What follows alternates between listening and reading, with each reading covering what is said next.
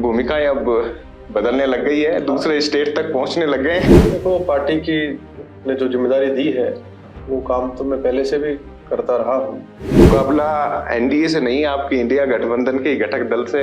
Alliance तो है ही कि हम लोग मिलकर सरकार बनाए, जैसे फर्स्ट टाइम बनाई थी जी। ऐसा भी हो सकता है। 2024 में ही दिल्ली जाने का सपना तो आपने भी देखा था। मेरी कुंडली में योग है एक बार चुनाव हारने का, मैं पहला चुनाव हार जाता हूँ। ये वाली जो 2028-29 की चुनौती माने। देखिए, भूपेंद्र जी तो बहुत बड़े आदमी हैं, बड़े बड़े उन्होंने वायदे किए हैं जनता के सामने। अब तक का कामकाज संतुष्टिजनक? देखिए, अब तक का कामकाज तो विपक्ष के नाते बताएंगे? विपक्ष के नाते बता रहा हूँ मैं। लेकिन उपचुनाव में रामगढ़ हार गए आप। चुनाव में हम लोग चुनाव हार गए। भारतीय जनता पार्टी के लोग, इनके नेता और नीतियां ऐसी हैं इस देश को तोड़ने की। जनता त्रस्त है और सरकार मस्त है। सरकार के मंत्री हैं वैसे में चक्कर काट रहे हैं, डोटाल मीणा जी। डोटासरा जी के लिए तो ये भी कहते हैं कि भाई बड़े मगरमच्छ अब आएंगे, सरकार पकड़ेगी। कौन सा मगरमच्छ पकड़ा? 1 साल हो गया। आपने जो एएसआई पकड़े थे जी, वो सब लोग आपकी नाक के सामने वापस ज्वाइन कर लिए उन लोगों ने। राजस्थान के तो मंत्री ने कहा कि आप सुधर जाइए वरना नाश्ते में अपराधियों को खा जाऊंगा। बयान सुना होगा आपने। अब वो बयानवीर हैं, ये भाषणवीर हैं। उन्होंने कहा कि आजकल लोगों ने फैशन बना लिया है, अम्बेडकर अम्बेडकर अम्बेडकर अम्बेडकर अम्बेडकर। दिल्ली की सर्दी अक्सर चर्चा में रहती है, लेकिन वहां अब राजनीतिक गर्मी होने लग गई है और राजस्थान से वहां अब ताप दिया जाएगा। यानी कांग्रेस कोशिश कर रही है कि राजस्थान के जो युवा चेहरे हैं और दिल्ली में असरदार हो सकते हैं, उनको विधानसभा वार भूमिका दी जा रही है।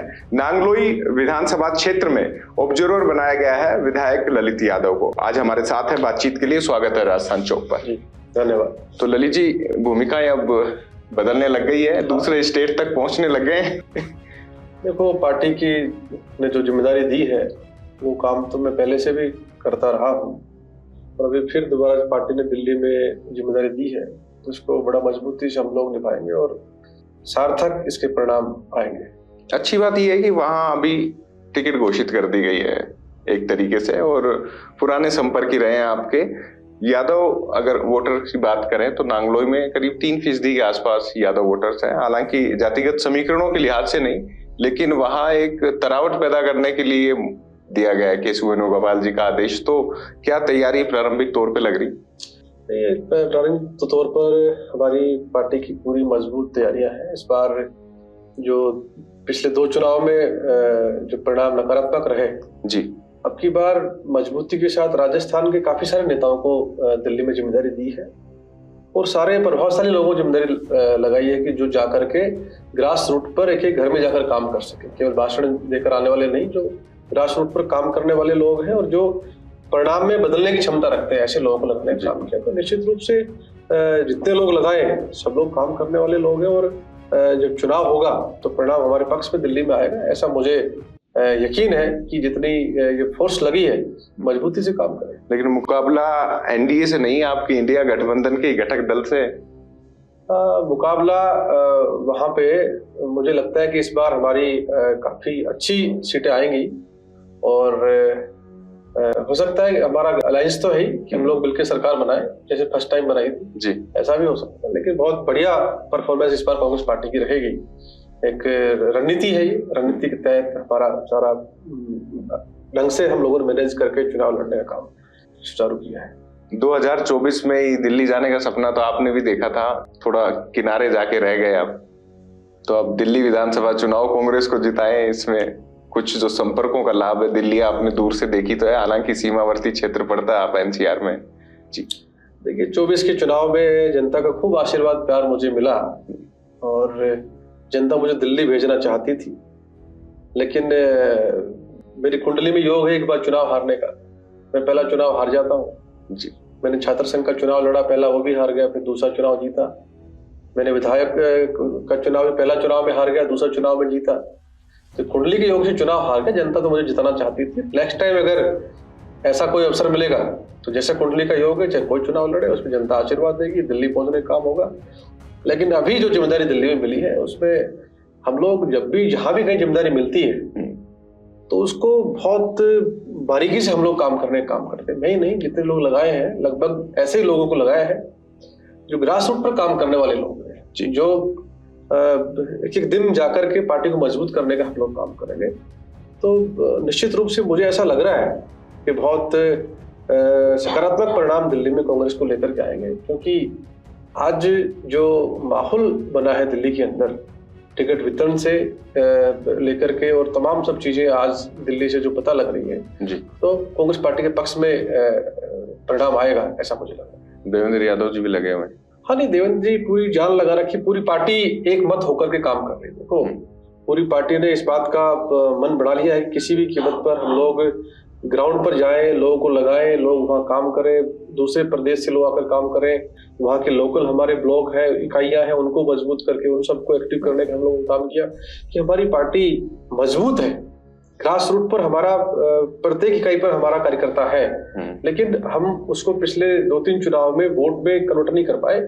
इस बार हम सब लोगों ने प्रयास किया है मिलकर के, आने वाले वक्त में प्रयास करेंगे हम लोग जाकर के वहां की ग्रास रूट का जो मतदाता है वो वोट में कन्वर्ट हो। जी, आपने बता दिया कि हारकर जीतने वाले को बाजीगर कहते हैं। जैसे आपने बताया कि छात्र संघ, विधायक और अब सांसद, तो ये वाली जो 2028-29 की चुनौती माने भूपेंद्र यादव जी के लिए? देखिए, भूपेंद्र जी तो बहुत बड़े आदमी हैं, बड़े बड़े उन्होंने वायदे किए हैं जनता के सामने। और देखो, मैं मानता हूं कि वो चुनाव जीत गए तो सांसद तो मेरे भी सांसद तो भूपेंद्र यादव ही हैं जी, जो उन्होंने वायदे किए। मैं भी उम्मीद करता हूं कि मैं भी किसान घर में पैदा हुआ हूं कि पाइप से नहीं, नहर से पानी लाने का आपने वायदा किया है। आप पड़ोसी राज्य हरियाणा से आते हैं, हरियाणा में पूरे में नहर आई हुई है जी, आपने वही जनता से वायदा यहाँ किया है। तो आप नहर ले आएंगे तो निश्चित रूप से आपको भी लोग भागीरथ के रूप में देखेंगे कि आपने पानी पिलाने का काम किया। और ईआरसीपी को लेकर के पानी की आप लोग बात कर रहे हैं, तो ईआरसीपी का काम तो हमारी सरकार थी पीछे, उन्होंने ही कर दिया था जी। तो निश्चित रूप से ये रूलिंग पार्टी में है, मंत्री भी है, तो जरा इस बात की उम्मीद करता है कि मेले में फीते तो कोई भी काट लेगा, आपको जरूरत नहीं है।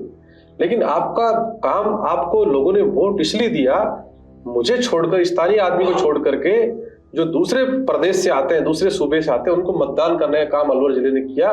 तो केवल इसलिए किया कि अलवर में नहरी पानी लाने का वायदा आपने किया, वो नहरी पानी आप ले आएंगे तो मैं आपके चैनल के सामने कह रहा हूँ, मैं भी उनको बुलाकर उनका सत्कार करूंगा, क्योंकि मैं किसान घर में पैदा हुआ, मैं जानता हूँ कि पानी की क्या कीमत है जी।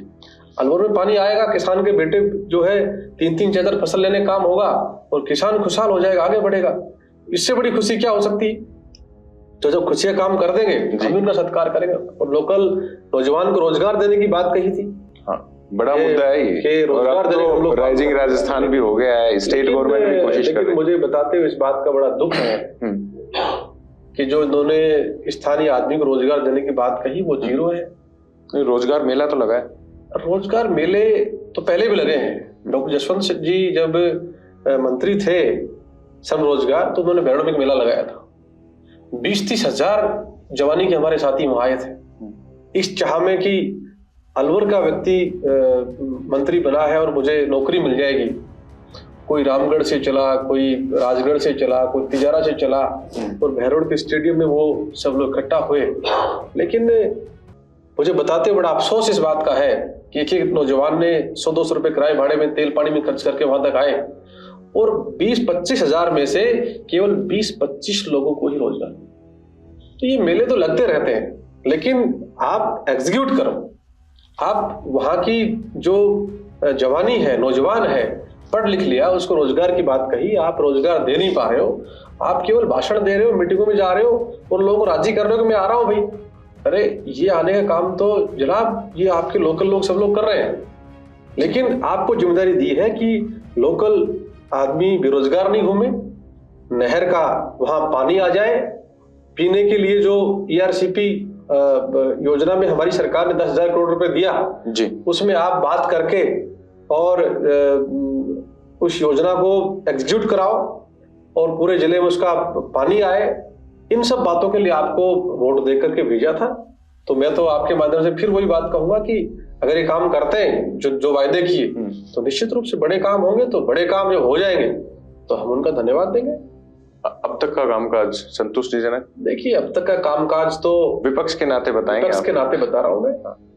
एक्चुअली में क्या, मैं नकारात्मक सोच का आदमी नहीं, मैं हमेशा सकारात्मक सोचता हूं। अभी तक का काम उनका केवल अलवर जिले में शक्ल दिखाकर अखबार में फोटो खिंचाने का है। आए, फोटो खिंचा ली, चले गए। कोई बड़ा काम अलवर में कर रहे हैं, काम उन्होंने नहीं किया है।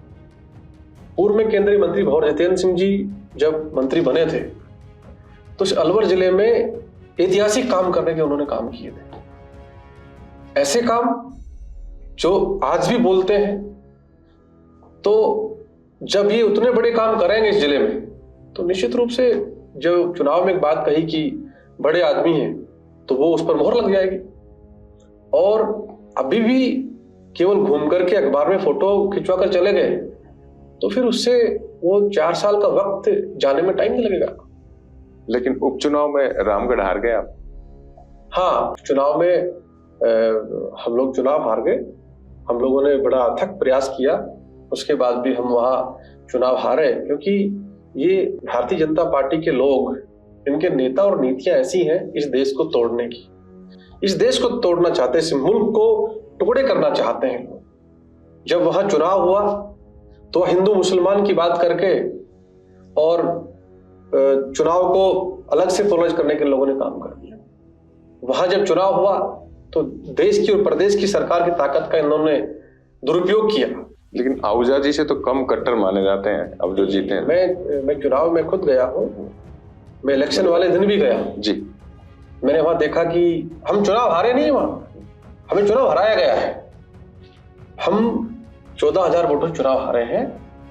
7,000 वोट तो हमारा पड़ने नहीं दिया, जो हमारा डलता, जो हमारे बूथ थे वहां। और 7,000 वोट बीजेपी ने सरकार के दम पर डलवाने का काम कर लिया। मैं गया रामगढ़ बूथ के ऊपर, तो वहां पर नौजवान खड़े होकर के और केमिकल से वो निशान हटा करके दोबारा वोट डाल रहे हैं, दोबारा वोट डाल रहे हैं, दोबारा वोट डाल रहे हैं। मैंने कहा एसपी से फोन करके, मैंने कहा ये क्या हो रहा है जी, ये हम अभी बात करते हैं। तो देखो, चुनाव हारे नहीं, चुनाव हमें हराया गया है। और निश्चित रूप से मैं आपके सामने एक बात बता रहा हूं कि अगला जब चुनाव आएगा तो वही रामगढ़ होगा और वही कांग्रेस पार्टी होगी।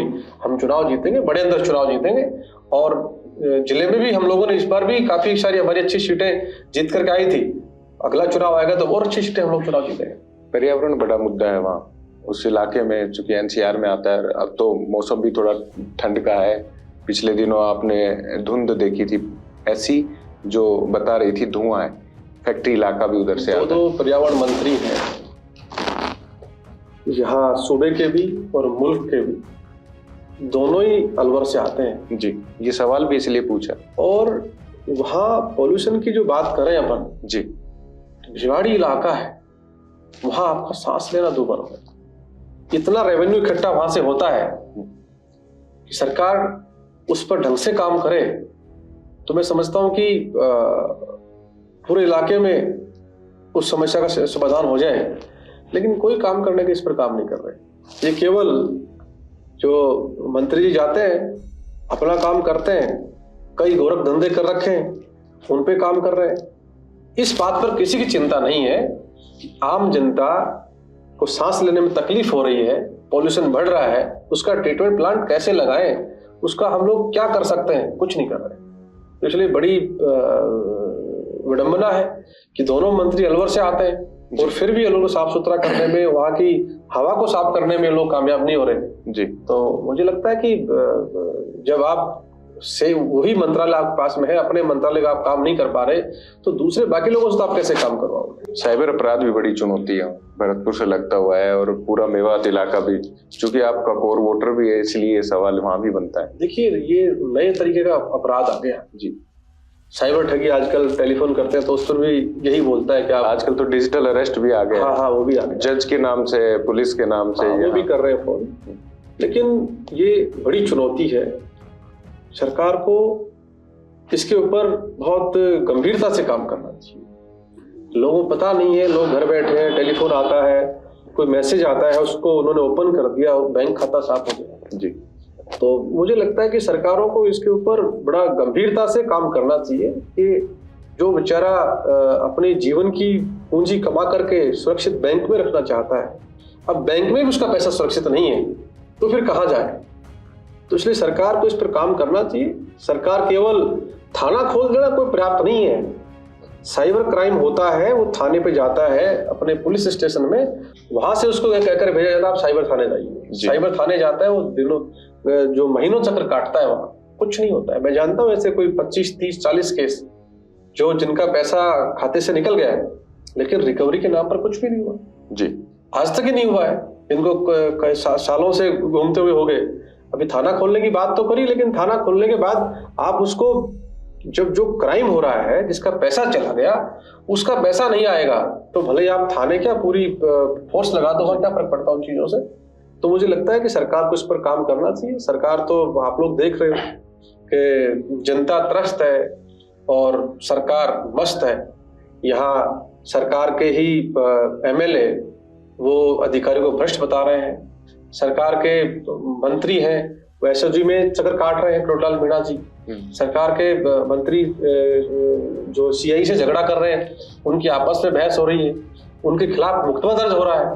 पता नहीं राम भरोसे सरकार चल रही है, कौन सरकार चला रहा है। हमारे डोटासरा जी ने ये बात ठीक कही कि पर्ची आई, पर्ची खुली और पर्ची सरकार हो गई। अब पर्ची सरकार प्रदेश को कुछ दे नहीं पा रहा है। डोटासरा जी के लिए तो ये भी कहते हैं कि भाई बड़े मगरमच्छ अब आएंगे, सरकार पकड़ेगी। सरकार, यही तो मैं बात कहना चाह रहा था आपसे, आपने कह दी बात। सरकार ने केवल पेपर लीक के मामले में वाहवाही लूट करके सत्ता में तो ये लोग आ गए, इन्होंने कहा मगरमच्छ पकड़ेंगे। तो कौन सा मगरमच्छ पकड़ा? 1 साल हो गया। आपने जो एएसआई पकड़े थे जी, वो सब लोग आपकी नाक के सामने वापस ज्वाइन कर लिए उन लोगों ने, जमानत करवा करके। क्या कर रहे हो आप लोग? आप केवल दिखावा कर रहे हो। आप केवल राजस्थान के जवानी को, किसान को, बेरोजगार को, दलित को, शोषित को, पिछड़े को आप लोग ये दिखाना चाह रहे हो कि हम लोग काम कर रहे हैं जी, लेकिन उस काम का परिणाम कुछ नहीं आ रहा। आप ही के जिले में, मुख्यमंत्री साहब के जिले में परसों ही घटना है, एक स्कूली बालिका का अपहरण हो जाता है, उससे पहले एक महिला का अपहरण हो जाता है, उससे पहले वहां 15-20 हत्याएं हो जाती हैं, लेकिन मुख्यमंत्री साहब ने मुंह पर उंगली लगा रखी, कुछ बोलते नहीं। अपराध के मामले में राजस्थान आज टॉप लेवल पर हो गया है। राजस्थान के तो मंत्री ने कहा कि आप सुधर जाइए वरना नाश्ते में अपराधियों को खा जाऊंगा। बयान सुना होगा आपने। अब वही बयानवीर हैं, ये भाषणवीर हैं, काम नहीं करना चाहते। कोई बयान देते हैं इनके मंत्री कि मैं कोई बालाजियों के पानी ले आऊंगा, कोई कुछ कहते हैं। तो ये सरकार जाने किस ढंग से सरकार बनी है।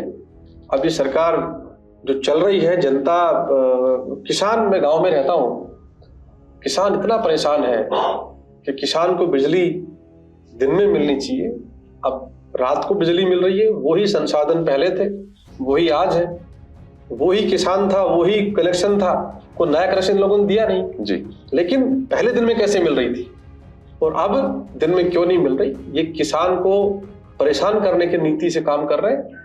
ये फैक्ट्री को, उद्योगपतियों को, जैसे मोदी जी दिल्ली में कर रहे, अडानी को बचाते घूम रहे हैं, ये उद्योगपतियों को बिजली दे करके किसान की बिजली काटना चाहते हैं। इसलिए किसान परेशान है, किसान तंग है, बिजली नहीं मिल पा रही।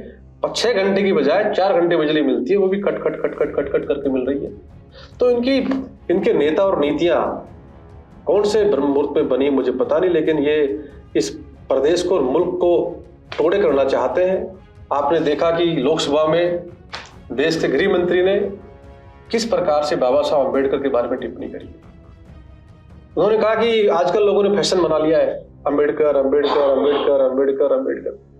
ये मजाकिया लहजे के अंदर उस व्यक्ति के बारे में जिसने एक अगली लाइन और बोली थी, उन्होंने कहा कि पूरा बयान दिखाया जाए कि ये अपमानजनक भाषा है ना, जो बोली वो भाषा अपमानजनक है। पूरा बयान मैंने सुन लिया उनका जी, लेकिन वो भाषा जो उन्होंने लोकसभा में बोली है वो अपमानजनक है और देश के गृह मंत्री को इस्तीफा देना चाहिए। पूरी भाजपा को पूरे मुल्क से माफी मांगनी चाहिए, क्योंकि ये न तो अम्बेडकर साहब को मानते हैं न किसी और को मानते हैं। ये अपने आप को ही परमात्मा से बड़ा मानते हैं आजकल, क्योंकि तीसरी बार ये लोग सत्ता में आ गए। अब कौन से रास्ते से आए ये तो पता नहीं, लेकिन तीसरी बार आ गए। इनको लगता है कि हम परमात्मा से बड़े, क्योंकि राजनीतिक पंडितों ने कहा था कि अब पूर्ण बहुमत सरकार दोबारा नहीं आएगी, लेकिन 2 बार बहुमत की भी आ गई, फिर इनकी जो है 2 लोगों से मिलकर भी आ गई, बैसाखी के भरोसे भी चल रही सरकार। अब तो इनका आसमान जो है घमंड 7वें आसमान पर हो गया है, इसलिए किसी को कुछ समझ नहीं रहे। इसलिए अंबेडकर जी के बारे में भी बोल रहे हैं। और वो दिन दूर नहीं है कि ये लोग भगवान जिसकी बात करते हैं उसके प्रति भी ये लोग ये सब बोलने का काम करेंगे, क्योंकि इनके जब घमंड किसी का चढ़ता है तो फिर वो चाहे बहुत बड़े विद्वान थे, उनका भी घमंड चूर चूर हुआ। उन लोगों ने भी घमंड में आकर के बहुत सारी फालतू की बातें करी। तो इसी प्रकार से इनका भी घमंड जनता ही चूर चूर करेगी। वो समय दूर नहीं है। जिस प्रकार का वातावरण इन्होंने देश में बनाया है, निश्चित रूप से अम्बेडकर के साहब के बारे में इन्होंने गलत बोला है और उनको माफी मांगनी चाहिए। और उसके बाद में जो नाटक हुआ तो आपने देखा, आंदोलन भी कर रहे हैं आप तो नहीं, वो तो हमने तय किया, हमारी पार्टी ने भी तय किया कि ये इस मामले के ऊपर बाबा साहब के जब तक सम्मान की बात, ये भाजपा के उन्होंने कहा कि संसद में राहुल गांधी का व्यवहार भी सहयोगी सांसदों के साथ, खासतौर पर बीजेपी के सांसद तो अस्पताल में भी भर्ती। देखो, मुझे इस बात तो कहते बड़ा दुख होता है कि जो इस देश को चलाने वाले लोग आज हैं, सत्ता में जो लोग बैठे हैं, विपक्ष का काम कर रहे हैं जी।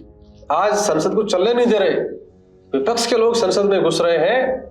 हमारे जो विपक्ष के नेता राहुल गांधी जी घुस रहे हैं, उन्हें घुसने नहीं दिया जा रहा। उनको हाथ लगा करके सांसद खड़े करके रोक दिया जाए। एक सांसद का पैर स्लिप होने से गिर गए, उसके थोड़ी खरोंच आ गई, उसको अस्पताल में भर्ती कर दिया, एम्बुलेंस में ले गए, एम्बुलेंस वहां खड़ी थी, ऑलरेडी एम्बुलेंस खड़ी थी। ये पता था भाजपा को कि धक्का लगेगा, ये पहले पता था भाजपा को। नहीं, वो तो संसद में खड़ी भी रहती है क्योंकि उनका प्लान था जी कि उसको ये काम हम लोग को करना है। क्यों? बाबा साहब के बारे में जितना अपमानित शब्द बोले हैं, उसको कैसे रोकें। अडानी जो इनका मित्र है, जो पूरे मुल्क में नहीं, अब तो पूरी दुनिया में डाका डालने का काम कर रहा है इनकी मदद से। अब तो अमेरिका ने मान लिया उस बात को कि ये इतने 2200 करोड़ रुपए का जो 22,000 करोड़ रुपए का इन्होंने जो गबन किया है, तो अब ये उनको बचाने में लगे हुए। इन दोनों मुद्दे को भटकाने के लिए रास्ता रोका, सांसद को खुद को धक्का देके गिराया, चोट लगी, अस्पताल में पहुंचा, मीडिया की और बाकी लोगों की एंट्री वहां बंद कर दी, कोई नहीं मिलेगा इनसे। अब ये तो बहरूपीय लोग हैं, ये खुद उसको मार के, चोट मार के कुछ भी कर सकते हैं। तो इसलिए इनका चाल चरित्र चेहरा अब पूरे मुल्क के समझ में आ रहा है कि लोग क्या इस देश को देना चाहते हैं, इस देश ने क्या सोचकर इनको मतदान करने का काम किया। झूठ बोलकर ये लोग बार बार सत्ता में आते हैं। 10 साल शासन करने के बाद, आप देश के प्रधानमंत्री होने के बाद, प्रधानमंत्री महोदय ने देश के सामने ये कहकर वोट नहीं मांगा कि मैंने 10 साल में ये किया है, 10 साल में मैंने इस देश में, इस मुल्क में ये काम करने के मैंने काम किए हैं। ये नहीं कहा, ये कहा कि अगर कांग्रेस का शासन बन जाएगा तो आपका मंगलसूत्र वो ले जाएंगे जिनके बच्चे ज्यादा होते हैं। हिंदू मुसलमान करके चुनाव जीतने काम किया। 10 साल शासन में रहने के बाद काम के दम पर वोट मांगना चाहिए था, ना कि हिंदू मुसलमान के नाम पर। तो इस देश को बांटना चाहते हैं। मैंने आपको पहले कहा, अभी संसद में भी बोल रहे हैं लोग कि कांग्रेस तो उनको आरक्षण देना चाहती।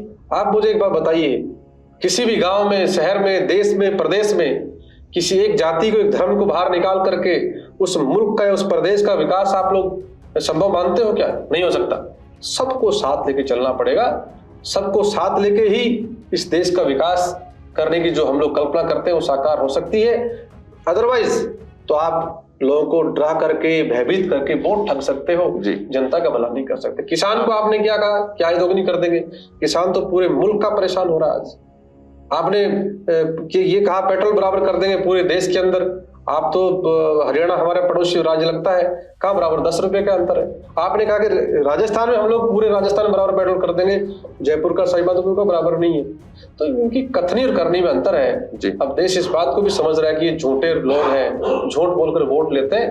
अब आने वाला वक्त बताएगा कि किस और करवट जनता लेती है, और निश्चित रूप से जनता इस बात को मान गई। इनके जो 400 पार की जो बात थी, संविधान को बदलने की जो बात कर रहे थे, उसी पर तो मोहर लगाई अमित शाह जी ने। आपकी दिल्ली में जाने की तैयारी लगता है पूरी अच्छी तरीके से चल रही है। देखो दिल्ली में जाने की तैयारी तो लोकतंत्र में जनता मालिक होती है। नहीं, बिल्कुल कोई नेता मालिक नहीं है। नहीं, मेरा इसी संदर्भ में सवाल था कि आप यहाँ राजस्थान की जनता को रिप्रेजेंट करते हैं विधानसभा में, और सत्र भी आने वाला है, सरकार का भी 1 साल हो गया है। तो एक सवाल तो ये कि 365 दिन में आप मुख्यमंत्री भजन लाल की कार्यशैली को सरकार के कामकाज को। हालांकि हमेशा नजरिया विपक्ष का होता है, लेकिन कुछ सकारात्मकता भी आपको दिखी क्या? कुछ किया? देखो, मुझे कोई सकारात्मकता मुझे दिखी नहीं। मैं बहुत ही अलग विचारों का आदमी हूँ कि मैं कह देता उन्होंने कोई काम किया होता तो इतने दिन हो गए, 1 साल में मुख्यमंत्री जी कहीं जाते हैं, कहीं प्रचार में गए या किसी गांव में किसी शहर में लोगों ने बुलाया उनको, कुछ भी काम करने का काम उन लोगों ने, क्योंकि बहुत बड़ी पीड़ा मैं आपको बता रहा हूँ। मैं 24/7 गाँव में रहता हूँ जी। आज से पहले चिरंजीवी योजना चालू हुई, आप उसी को मॉडिफाई करते जी। आपकी सरकार में ERCP का काम वसुंधरा जी लेकर के आए, हमारी सरकार ने उसमें 10,000 करोड़ रुपए देने का काम किया, उसको आगे बढ़ाने का काम किया जी। आप राष्ट्रीय परियोजना घोषणा करने की बात कहकर गए थे प्रधानमंत्री जी, लेकिन उसको नहीं किया। लेकिन चिरंजीवी योजना, उससे प्रदेश को, गरीब आदमी को लाभ हो रहा था। जिस बेचारे की जेब में 2,000 रुपया नहीं है, हरी बीमारी के कहकर के नहीं आती है, किसी को बीमारी हो गई और 50,000 रुपये भी मांगने पड़ गए किसी दूसरे से जी, तो वो लाचार हो जाता है। जेब की तरफ देखना पड़ता था, लेकिन हमारी सरकार ने वो योजना लेकर के आए, उसमें 25 लाख तक का आप इलाज मुफ्त में निजी अस्पताल में करवा रहे, सरकार आपका खर्चा दे दी थी। आपने आते ही उसको आयुष्मान के अंदर कर दिया, उसे कार्ड जारी कर दी, इतने कार्ड जिनको मिलेंगे वही उन्हीं को। आप क्यों नहीं करते इस बात को कि 25 लाख से लेकर के हम उसको 40 लाख तक का इलाज कराएंगे, लेकिन उसमें कुछ संशोधन करते, कुछ मॉडिफाई करते, उसको और पारदर्शिता करते उसके अंदर, और जनता को लाभ मिल पाता। तो मैं कैसे मान लूं इस बात को कि मुख्यमंत्री जी ने कोई सकारात्मक काम इस प्रदेश में करने का काम किया? तो अब विधानसभा सत्र आ रहा है, आवाज तो वहां आप उठा सकते हैं किन मुद्दों पर? और चूंकि आपके प्रदेश अध्यक्ष ने कहा है कि सड़क से सदन तक छील कर रख देंगे, वर्ड तो हालांकि उन्होंने बड़ा किसानी को यूज किया है। छीलने का मतलब है किसान, अध्यक्ष भी किसान परिवार से आते हैं जी जी। छीलने का मतलब हम रोज जमीन को छीलने का काम करते हैं, किसान है फावड़े से छीलते हैं उसको जमीन को जी। तो वही बात उन्होंने कहा है कि हम शब्दों से छील देंगे जी। शब्दों से मतलब जो आपने 1 साल के अंदर आपने कहा कि हम 4 लाख रोजगार देने की बात करेंगे, 1 लाख 1 साल में देने की बात आपने कही, 100 दिन की कार्य योजना की आपने बात कही, कुछ नहीं। कार्य योजना 100 दिन की आपने कोई पेश करी, कहीं बताया कहीं क्या हमने 100 दिन में किया है? कुछ नहीं, बस केवल मैंने कहा ना कि अखबार में छपवाने के लिए जी, कुछ नहीं किया। आप 100 दिन की कार्य योजना तो बताते, फिर आपने 1 लाख रोजगार की बात कह दी। 1 लाख रोजगार में अभी तक जो कैलेंडर इन्होंने जारी किया है 52,000 के समथिंग तो 4th क्लास की नौकरी आपने निकाली है जी। आप इस प्रदेश को 4th क्लास समझते हैं उसका मतलब, और 20,000 नौकरी आपने संविदा पर निकालने का काम किया है, वो भी आपने पूरा 1 लाख करने का काम नहीं किया। तो फिर आपकी कथनी और करनी में कहाँ बराबर की बात हो रही है? तो संघर्ष सदन में दिखेगा? नहीं, सदन में तो आप देखोगे कि हम संख्या बल में बहुत काफी है, ऐसा नहीं है जी। हम नाको चने चबा देंगे इनको, ऐसा नहीं है। एक आपकी आंतरिक भी बात कर लेते हैं, चूंकि अब एक नई पीढ़ी को मौका मिल रहा है, आपको भी मिला और चूंकि टिकट भी मिला सांसद का भी, अब युवा पीढ़ी संभावनाओं से भी देख रही है और कांग्रेस में भी बहुत सारे आंतरिक, अब चूंकि बदलाव की घड़ी है, चीजें देख रही है, तैयारियां 2028 की उस हिसाब से हो रही हैं, तो इसके हिसाब से आप क्या मानते हैं? कांग्रेस में अब सब ठीक है? नेतृत्व के लिए सब ओके? कांग्रेस में सब बढ़िया है, सब ठीक चल रहा है। हमारी पार्टी दिल्ली से लेकर के और ब्लॉक स्तर तक एक मत है जी, एक साथ में है, तो पार्टी में सब चीजें ठीक चल रही है। हमारे नेता सब एक साथ एकजुट होकर काम कर रहे हैं, तो डेफिनेटली आने वाला वक्त कांग्रेस का होगा। कांग्रेस ने इस देश को आगे बढ़ाने का काम किया, कांग्रेस ने इस देश के गरीब को आगे बढ़ाने का काम किया, और ये लोग आने के बाद आगे तो इन्होंने बढ़ाया है लेकिन अपने मित्रों को बढ़ाया, देश को नहीं बढ़ाया। अडानी जी को, अंबानी जी को, आपको पता है कि 370 हटने से किसको फायदा हुआ? 370 हटा जम्मू कश्मीर से, तो किसको फायदा? बात तो कांग्रेस की, आप सीधा जम्मू कश्मीर में छलांग लगा गए। 370 राजस्थान की बात कर रहे थे। जो हटा है वो अपने मित्र अडानी को फायदा देने के लिए हटा जी। जो उन्होंने हजारों बीघा जमीन में खरीदी। आप जब दिल्ली जाके आएंगे तब बात करेंगे इन पूरे मसलों पर। लिथियम निकलेगा वहाँ, उस लिथियम से बैटरी बनेगी और इस मुल्क को चुता लगाने के लोग काम करेंगे जी। तो अपने मित्रों को फायदा पहुंचा रहे हैं। तो मैं वापस राजस्थान पर आता हूँ, तो हमारा पूरा जो है पार्टी का शीर्ष नेतृत्व से लेकर के ब्लॉक इकाई तक हम सब लोग संगठित और एक मत है। जो हमारा हाईकमान का जो हुक्म आता है उस पर पीसीसी से लेकर के ब्लॉक तक के लोग एक साथ हम लोग काम करते हैं। तो डेफिनेटली प्रदेश में भी आज अगर चुनाव हो जाए तो आज भी माहौल बना हुआ है कि कांग्रेस वापस से आ जाए। बाईपोल में हम लोग चुनाव हारे हैं, इसलिए चुनाव हम हार गए कि लोगों में मत ये रहता है, ऐसी भावना होती है कि अगर सत्ता के साथ हम लोग मतदान करेंगे तो हमारे इलाके में विकास होने का काम होगा। इसलिए उन लोगों ने जो हमारी राजस्थान में उपचुनाव में लोग हार गए। पहले भी हमारी सरकार थी तो बाईपोल हुआ तो हम लोग जीते थे, अब बीजेपी की सरकार है, बाईपोल हुआ तो भाजपा जीत गई। लेकिन इस उपचुनाव से बहुत उत्साहित होने की आवश्यकता नहीं है भाजपा को, क्योंकि जनता आपसे काम चाहती है। जनता आपको फ्री हैंड देना चाहती है कि एक बार आपको फ्री हैंड दे दिया, नए आदमी को पर्ची से मुख्यमंत्री भले ही आप बने हैं, लेकिन वो सोचते हैं कि नया आदमी बना तो विकास से काम करेगा, हमारे लिए काम करेगा। तो इसलिए लोगों ने इस बात को कहा है कि मुख्यमंत्री जी जनता के लिए काम करेंगे, इसलिए उन्होंने वोट दे दिया। अब भी वोट नहीं दें, अब भी काम नहीं करें तो फिर सदन में हम लड़ेंगे, सड़क पर हम लोग लड़ेंगे और जनता को बताएंगे कि आपने जिस उम्मीद के साथ मतदान किया था उसके विपरीत ये लोग काम करते हैं। आपका एक विस्तृत जो इंटरव्यू है हम ग्रामीण चुनावों पे भी लेंगे, लेकिन संक्षिप्त रूप से हम जानना अब इसमें चाहेंगे, चूंकि अधिकतर सरपंचों का कार्यकाल अब खत्म हो रहा है, पंचायती राज की अवधारणा तो राजस्थान से शुरू हुई है। तो चूंकि उपचुनाव में आपने कह दिया कि सत्ता पक्ष के साथ जाते हैं, लेकिन वो चुनाव भी बेहद महत्वपूर्ण है। जिला परिषद से लेके शहरी निकायों तक तमाम चीजें ऐसी हैं जो चुनाव अब होंगे आने वाले हैं, क्योंकि इस विधानसभा सत्र के बाद संभवतः इन प्रक्रियाओं में, और आप अपने क्षेत्र में भी, अभी तो दिल्ली में आप अपना दम दिखाएंगे, लेकिन फिर वापस से क्षेत्र में आपकी जिम्मेदारी रहेगी। तो वर्तमान परिस्थितियों में कितनी उम्मीद कांग्रेस को है कि सरकार बीजेपी की है, लेकिन वो प्रभावी तौर पर उस मुद्दे पर कामयाब रहेंगे और ये जो चुनाव हैं पंचायती राज या निकायों के, उनमें अपनी दमदार भूमिका रहेगी? देखिए, पंचायत चुनाव में सरपंच कोई पार्टी से जुड़ा हुआ नहीं होता है, वो इंडिपेंडेंट इकाई है, वो पार्टी का चुनाव नहीं होता। तो इसलिए सरपंच तो ग्रामीण इलाके में चुनाव होगा तो हमारे पक्ष में ज्यादा लोग जीत करके आएंगे। और जिला परिषद और पंचायत समिति का चुनाव होता है तो उनका अपना एक बोर्ड होता है जी, तो इसलिए वहां बहुमत, उस पर सरकार को असर नहीं होता है, वो अपने बोर्ड बनाने के लिए वहां मतदान करते हैं। मुझे इस बात का पूर्ण विश्वास है कि राजस्थान में 60% से ज्यादा हमारे लोग चुनाव जीतेंगे। जिला प्रमुख, पंचायत समिति प्रधान और सरपंच जी, सरकार के पक्ष में ये पंचायत राज का इलेक्शन नहीं जाएगा, हमारे पक्ष में जी।